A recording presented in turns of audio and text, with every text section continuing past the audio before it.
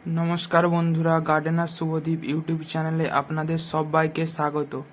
আজকে আমার এই 2-3 বছরের পুরনো এই বটগাছটিকে আমি বনসাই লুক দেওয়ার চেষ্টা করব এবং এটিকে বনসাই লুক দেওয়ার জন্য এটির এখন রিপোর্টিংয়ের সময় হয়েছে এবং দেখুন খুব সুন্দর একটি গাছ এবং গাছের গ্রোথ খুব ভালো এবং গাছের শেকড় প্রচুর পরিমাণে হয়েছে এবং গাছের কাণ্ডটাও অনেক মোটা এবং এটাতে খুব সুন্দর গ্রোথ রয়েছে। তো আমি চাইছি এটার নিচে এই ফ্ল্যাট পজিশনে একটি ছোট্ট ঘর থাকবে এবং ঘরের ওপরে একটি এই গাছের শেড, মানে যে সমস্ত ডালপালাগুলো এরকম পরিমাণে থাকবে এবং এটার এরকম লুক দেওয়ার চেষ্টা করব। গাছের ডালপালাগুলো এই গাছের গোড়ায় নিচে এই ছোট্ট ঘরটির ওপরে থাকবে এবং খুব সুন্দর দেখতে একটি বনসাই লুক দেবে।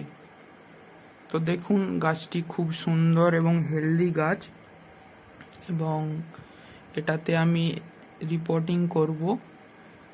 দেখুন খুব শেকড় হয়েছে, এই অবাঞ্ছিত শেকড়গুলো কেটে দিতে হবে রিপোর্টিং করার জন্য।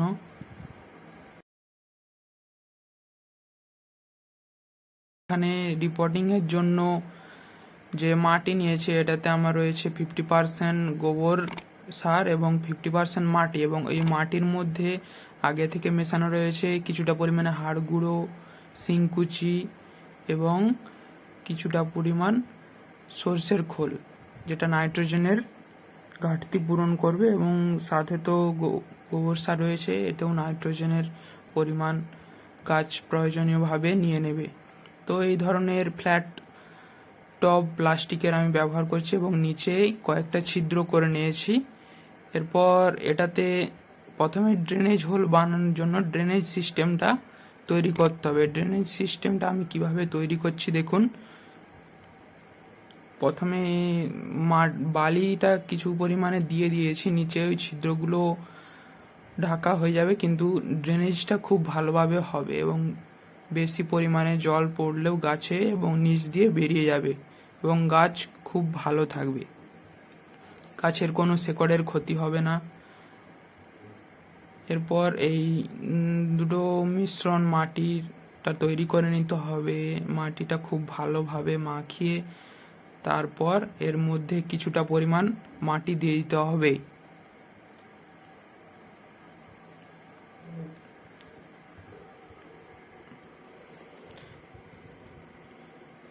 দেখুন বন্ধুরা, এতে কিছুটা পরিমাণ মাটি দেওয়া হয়ে গিয়েছে। এরপর গাছটির শেকড় সমস্ত কাটাই ছাঁটাই করে গাছটি বসাতে হবে। গাছটি খুব ভালোভাবে নিজের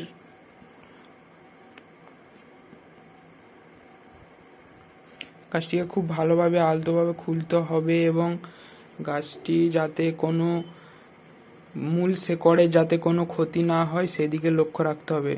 দেখুন বন্ধুরা, আমি গাছটির শেকড় কাটাই ছাঁটাই করে যেটুকু পরিমাণ রাখতে হয় সেটুকু রেখে দিয়ে আমি এবার গাছটি প্রতিস্থাপন করছি এতে রিপোর্টিং করার জন্য এবং গাছটি বসিয়ে দিয়েছি। আমার যে আইডিয়া রয়েছে এবং আমি যেটা করতে চাইছি সেই অনুযায়ী আমি গাছটি প্রতিস্থাপন করেছি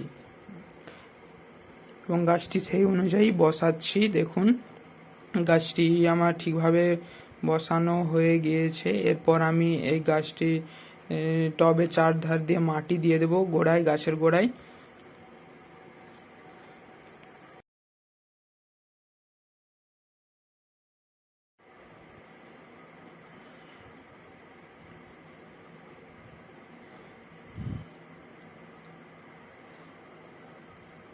দেখুন বন্ধুরা, গাছটিতে খুব ভালোভাবে মাটি দিয়ে চারিদিকে চারিয়ে দেবো যাতে টবের মধ্যে কোনো রকম কোনো ফাঁকা অংশ না থেকে যায় এবং যেখানে ফাঁকা অংশ রয়ে গেলে সেখানে ফাঙ্গাস লেগে যেতে পারে শেকড়ের এবং সেটা পরবর্তীকালে গাছের পক্ষেও ক্ষতি হতে পারে এবং এই দিকটা সবসময় যে কোনো ধরনের গাছ প্রতিস্থাপন এর ক্ষেত্রে টবে এইটা অবশ্যই লক্ষ্য রাখতে হবে। এবং 2 নম্বর হচ্ছে ড্রেনেজ সিস্টেম এবং খুব ভালোভাবে ড্রেনেজ সিস্টেম না হলে গাছ মারা যেতে পারে এবং গাছটাকে নাও বাঁচানো যেতে পারে। খুব ভালোভাবে ড্রেনেজ সিস্টেমটা আগে তৈরি করতে হবে, বিশেষ করে বর্ষাকালের ক্ষেত্রে। কেননা সামনে যেহেতু বর্ষাকাল, এখন আপনারা যে সমস্ত গাছগুলি প্রতিস্থাপন করবেন, যে কোনো ফলের গাছ, ফুলের গাছ, সেগুলির জন্য খুব ভালোভাবে ড্রেনেজ সিস্টেম তৈরি করবেন আগে, তারপর গাছটি টবে প্রতিস্থাপন করবেন। না হলে কিন্তু পরবর্তীতে সমস্যা হতে পারে, গাছের ক্ষতি হতে পারে, গাছ মারা যেতে পারে।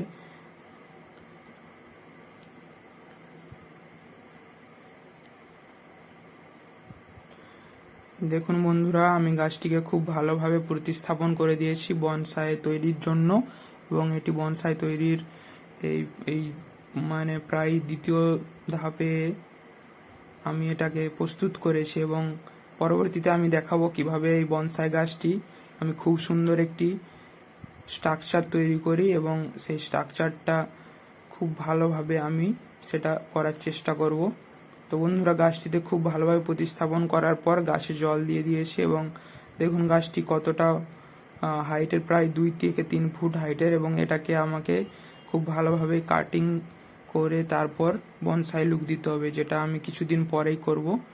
এবং এই মুহূর্তে আমি সঙ্গে সঙ্গে করছি না, কারণ এতে একটা গাছের স্ট্রেস পড়তে পারে, তো এই জন্যেই। তো বন্ধুরা, আজকের ভিডিওটি এই পর্যন্ত। আমার এই ইনফরমেটিভ ভিডিওটি যদি আপনাদের কাজে লেগে থাকে এবং ভালো লেগে থাকে, তাহলে অবশ্যই চ্যানেলটিকে সাবস্ক্রাইব করে পাশে থাকা বেল আইকনটি প্রেস করে দেবেন, তাতে যখনই আমি একটা নতুন ভিডিও দিই তার নোটিফিকেশন সরাসরি আপনার কাছে পৌঁছে যাবে। ধন্যবাদ।